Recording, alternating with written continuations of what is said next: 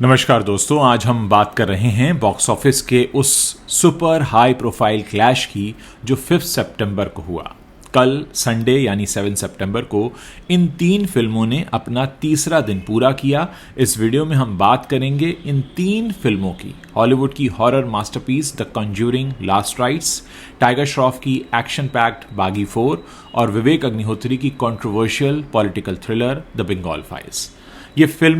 ये तीनों ही फिल्में एक ही दिन रिलीज हुई, जिससे थिएटर्स में जबरदस्त कंपटीशन हुआ, लेकिन रिजल्ट्स अब साफ हैं। कॉन्ज्यूरिंग ने सबको पीछे छोड़ दिया है। इंडिया में 3 दिनों के टोटल कलेक्शन की बात करें तो कॉन्ज्यूरिंग करीब 50 करोड़ रुपए का आंकड़ा छू चुकी है। बागी 31 करोड़ 25 लाख पर है और बंगाल फाइल्स सिर्फ 6 करोड़ 65 लाख ही कमा पाई है। ग्लोबली कॉन्ज्यूरिंग ने $187 मिलियन यानी करीब 1570 करोड़ रुपए की ओपनिंग वीकेंड को देखा है, जो हॉरर फिल्मों में दूसरा सबसे बड़ा डेब्यू कहा जा रहा है। सबसे पहले इस क्लैश की पूरी बैक स्टोरी समझते हैं दोस्तों। 5 सितंबर को भारतीय बॉक्स ऑफिस पर न सिर्फ ये 3 फिल्में बल्कि साउथ की मद्रासी जैसी फिल्में भी क्लैश पर आ गई थीं, लेकिन हिंदी बेल्ट में फोकस इन 3 बड़ी फिल्मों पर था। बागी 4 टाइगर श्रॉफ के फैंस के लिए एक्शन का डोज था, द बंगाल फाइल्स विवेक अग्निहोत्री के फॉलोअर्स के लिए सोशल पॉलिटिकल मैसेज और the conjuring last rights horror lovers के लिए एक परफेक्ट थ्रिल था। क्लैश इसीलिए चैलेंजिंग था क्योंकि थिएटर स्क्रीन्स लिमिटेड हैं, खासकर मेट्रो सिटीज में। रिलीज से पहले एक्सपर्ट्स ने प्रेडिक्ट किया था कि बागी 4 ओपनिंग में लीड ले लेगी। By one get one offer भी इस पे चल रहा था, लेकिन कॉन्ज्यूरिंग का वर्ड ऑफ माउथ और फ्रेंचाइजी का जादू कुछ अलग ही गेम कर गया। कुल मिलाकर वीकेंड में हिंदी फिल्मों का शेयर 40% से कम रहा, क्योंकि साउथ की मद्रासी ने 36 करोड़ 60 लाख रुपीस कमा लिए, लेकिन इन तीनों में कॉन्ज्यूरिंग ने 50% से ज्यादा स्क्रीन्स कैप्चर कर लिए।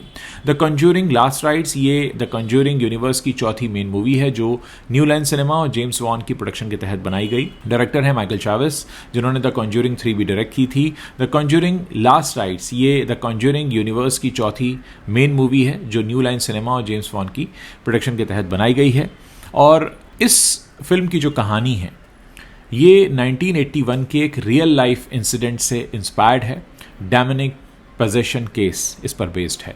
पैट्रिक विल्सन और वेरा फार्मिगा फिर से एड और लॉरे वारेन के रोल में हैं। ये कपल पैरानॉर्मल इन्वेस्टिगेटर्स हैं जो आखिरी मिशन पर जाते हैं।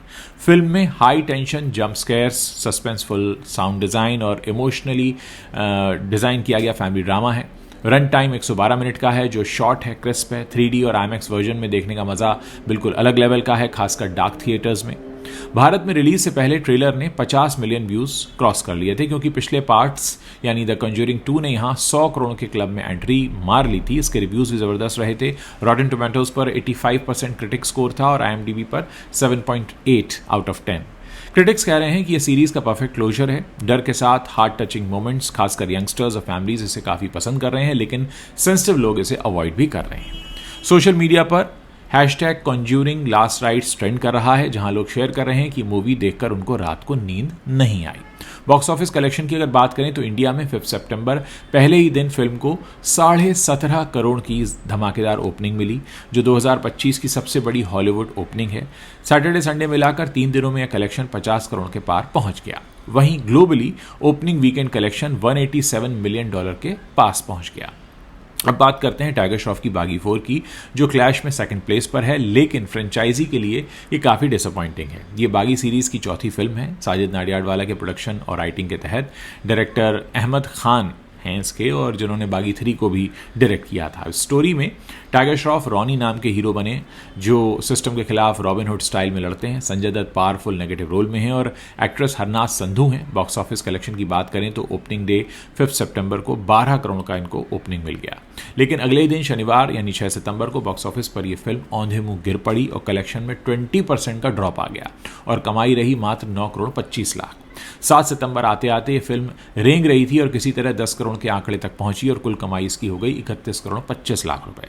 ये सीरीज का सबसे कमजोर वीकेंड है। फिल्म देखकर निकले लोगों ने भी नेगेटिव रिव्यूज दिए, जिससे जिन लोगों ने बागी 4 देखने का मन बनाया भी था वो पीछे हट गए। अब बात करते हैं विवेक अग्निहोत्री की फाइल्स ट्रिलॉजी की closing chapter the Bengal files की।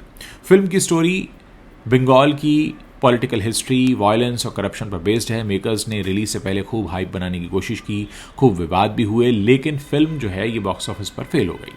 बॉक्स ऑफिस कलेक्शन की बात करें तो 5 सितंबर को 1,75,00,000 रुपए की इसको फीकी सी ओपनिंग मिली। 6 सितंबर को हल्का सा ग्रोथ इसमें देखा गया, कमाई का आंकड़ा 2,15,00,000 पहुंचा और तीसरे दिन यानी 7 सितंबर को यह फिल्म बस 2,75,00,000 रुपए ही कमा पाई। यानी फर्स्ट रिलीज वीकेंड जो है वो बंगाल फाइल्स का कुल कलेक्शन मात्र 6,65,00,000 रहा, जो कि कश्मीर फाइल्स का 1/4 भी नहीं है। दरअसल लोग ऐसी फिल्में घर बैठे OTT पर ही देखना ज़्यादा पसंद करते हैं, तो अब देखने वाली बात होगी कि OTT पर ये फिल्म कैसा परफॉर्म करती है। देखिए, भारत में कॉन्ज्यूरिंग 4 को लेकर जो रिस्पांस देखा गया वो काफ़ी हैरान करने वाला है और हर कोई ये कह रहा है कि ये फिल्म जो है, इतनी उम्मीद नहीं थी कि इतना ज़्यादा ये दर्शकों को अपनी तरफ अट्रैक्ट करेगी और इतना बड़ा एक गैप है, यानी एक हॉलीवुड फिल्म और बॉलीवुड फिल्म्स के बीच में इतना बड़ा गैप है। खासकर संजय गुप्ता ने भी ट्वीट किया था, मुझे याद आ रहा है, जिसमें उन्होंने कहा कि ये मेरे लिए बहुत शॉकिंग है कि एक एक्शन हीरो जो कि टाइगर श्रॉफ हैं, उनकी फिल्म कहीं नहीं दिख रही है और लोग कॉन्ज्यूरिंग जो कि एक हॉलीवुड फिल्म है उसको देखने जा रहे हैं। उन्होंने ये भी कहा कि अगर हमारे वक्त में ऐसा होता तो कोई इसको यकीन नहीं करता कि आप सिर्फ एक हाशिए पर सरक कर रह जाते हैं। बॉलीवुड फिल्म और हॉलीवुड फिल्म जो है वो ठेंगा दिखाते हुए आगे निकल जाती है। देखिए, इस फिल्म की रिलीज से पहले तमाम तरह की बातें कही जा रही थीं। कहा यह भी गया कि ये एक साउथ की फिल्म का रीमेक है, 555 का जिक्र हो रहा था और ये कहा गया कि बहुत पहले, कई साल पहले ये फिल्म आई थी, उसका उन्होंने रीमेक बनाया है। तो तमाम चीज़ें, और दर्शकों ने इस बार ये साबित कर दिया है कि अगर उनके पास एक अच्छी मनोरंजक फिल्म होगी तो वो उसे प्रेफर करेंगे। फिर वो फिल्म चाहे हॉलीवुड से आती है या साउथ से आती है, इस बात से कोई फ़र्क नहीं पड़ता। संजय दत्त के रोल की हालांकि काफ़ी तारीफ हुई, संजय दत्त की एक्टिंग की तारीफ हुई, हरनाथ संधू की भी लोगों ने तारीफें की, लेकिन कुल मिलाकर फिल्म की कहानी में कुछ नहीं था और यही वजह है कि फिल्म लगातार नीचे गिर रही है। पहले दिन और दूसरे दिन में 20% का इसको ड्रॉप मिला और 3 दिन का जो इसका आंकड़ा है वो सिर्फ 31,25,00,000 पर सिमट कर रह गया, जबकि कॉन्ज्यूरिंग जो है वो 17.5 करोड़ का उसका रिकॉर्ड बना। और कुल मिलाकर अब देखने को ये मिल रहा है कि जिन फिल्मों को लेकर सोशल मीडिया पर हाइप बनाया भी जाता है, लोग बहुत समझदार हैं, दर्शक हमारे बहुत इंटेलिजेंट हैं, उनको पता है उनको क्या देखना है क्या नहीं देखना है। देखिए, थिएटर में जाना आजकल वैसे ही बहुत महंगा है। अगर आप थिएटर में जा रहे हैं 2 लोग तो 1,000 रुपये का खर्च है, आना जाना, टिकट खरीदना, कुछ खाना पीना, 1,000 रुपये जाते हैं। तो क्या 1,000 रुपये खर्च किए जाने चाहिए टाइगर श्रॉफ पर, या क्या 1,000 रुपये खर्च किए जाने चाहिए विवेक अग्निहोत्री की फिल्म पर? ये लोगों के मन में ख्याल आया और लोगों ने फिर उसके लिए कॉन्ज्यूरिंग को चुना, क्योंकि कई फिल्में ऐसी होती हैं जिन्हें लोग अपने OTT पर बैठकर देखना पसंद करते हैं, क्योंकि आखिरकार OTT का सब्सक्रिप्शन भी तो लिया हुआ है ना, उस पर भी तो कुछ देखना होगा। तो दर्शकों को ये तय करना है कि वो OTT पर क्या देखें और बड़े पर्दे पर क्या देखें। हर फिल्म बड़े पर्दे के लिए नहीं होती। जब मैं कह रहा हूँ हर फिल्म बड़े पर्दे के लिए नहीं होती, तो मैं उसके खर्च को ध्यान में रखकर बात कर रहा हूँ। देखिए, बागी 4 को जो थोड़ा बहुत हाइप मिल गया वो इसलिए भी कि वहाँ पे बाय 1 गेट 1 फ्री था, यानी एक लाओ और एक को फ्री ले जाओ। बॉयफ्रेंड जा रहा है तो गर्लफ्रेंड के लिए फ्री, मियाँ जी जा रहे हैं तो बीवी जी के लिए फ्री। तो कुल मिलाकर ये जादू थोड़ा बहुत चल पाया, जिस वजह से थोड़ी सी नाक बची रह गई है बागी 4 की। लेकिन आप देख रहे हैं कि सीधे तौर पर जिसको कह सकते हैं कि सुपड़ा साफ कर दिया है कॉन्ज्यूरिंग में। आप लोग इस पर अपनी जो भी राय रखते हैं, आप अपनी राय खुलकर मेरे इस वीडियो के नीचे कमेंट सेक्शन में लिखकर बताइए। साथ ही अगर वीडियो पसंद कर रहे हैं, शेयर करना मत भूलिएगा। अगर चैनल पर नए हैं और आपने अभी तक हमारे चैनल को सब्सक्राइब नहीं किया तो आप अभी इसी वक्त सब्सक्राइब कर सकते हैं। मुझे इंतज़ार रहेगा आप लोगों के कमेंट्स पढ़ने का।